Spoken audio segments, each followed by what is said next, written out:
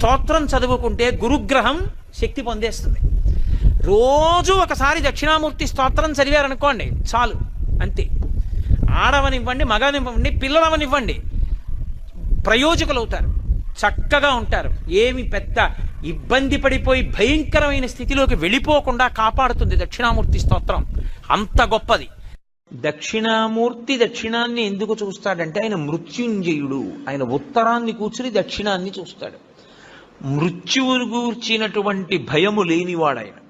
ఆయన పాదములు పట్టుకుంటే మృత్యుభీతి పోతుంది, భయం పోతుంది. అందుకే దక్షిణామూర్తి స్వరూపం అసలు సమస్త ఐశ్వర్యము దగ్గర నుండి, చదువుల దగ్గర నుండి, మోక్షము వరకు దక్షిణామూర్తి ఇవ్వలేనటువంటిది లోకమునందు లేనే లేదు.